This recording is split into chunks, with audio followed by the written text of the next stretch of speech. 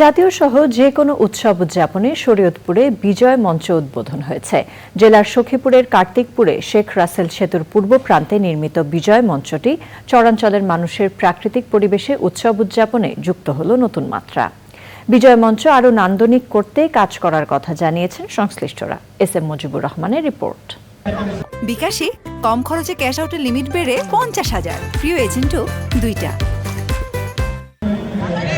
চরাঞ্চলের মানুষের জাতীয়, সামাজিক ও পারিবারিক উৎসবকে বর্ণিল করার লক্ষ্যে প্রায় 5.5 কোটি টাকা ব্যয়ে গত বছর মে মাসে বিজয় মঞ্চের কাজ শুরু করে পানি উন্নয়ন বোর্ড। মঞ্চকে দৃষ্টিনন্দন করতে 200 মিটার নান্দনিক ওয়াকওয়ে, নদী তীর সংরক্ষণ কাজ সহ সৌন্দর্য বর্ধনে নেওয়া হয় নানা উদ্যোগ। এলাকাবাসীর জন্য বাংলা নববর্ষের উপহার হিসেবে বিজয় মঞ্চ উন্মুক্ত করে দেয় উচ্ছ্বাস সব বয়সী মানুষের। এটা একটা পরিত্যক্ত স্থান ছিল।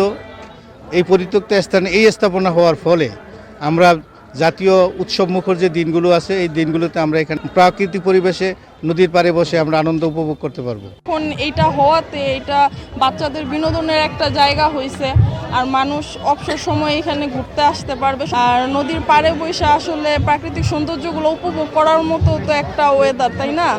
আর এটা আসলেই খুব ভালো লাগার জায়গা হয়েছে এখন আমাদের সবার কাছে। ঈদের পরে এই যে পয়লা বৈশাখ বাচ্চারা যে ঘুরতে আসে, এটা সবচেয়ে আনন্দ সবার জন্য। প্রাকৃতিক পরিবেশে জাতীয় উৎসব সহ যে কোনো উৎসব আয়োজনেই এমন উদ্যোগ বলছেন সংশ্লিষ্টরা। বাংলাদেশ পানি উন্নয়ন বোর্ড কর্তৃক এই কাজটি বাস্তবায়নের ফলে এই জায়গাটা একদিকে সুরক্ষিত হয়েছে, অন্যদিকে একটি বিনোদন কেন্দ্রে পরিণত হয়েছে।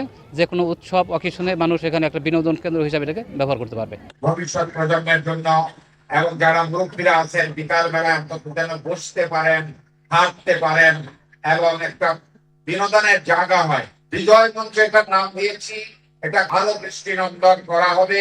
বিজয় মঞ্চের সম্পূর্ণ কাজ শেষ হলে শুধু এই অঞ্চলের মানুষই নয়, পুরো জেলাবাসী সহ পর্যটকদের বিমোহিত করে তুলবে সবুজ প্রকৃতি। S M Mujibur Rahman, channel I, Shariatpur.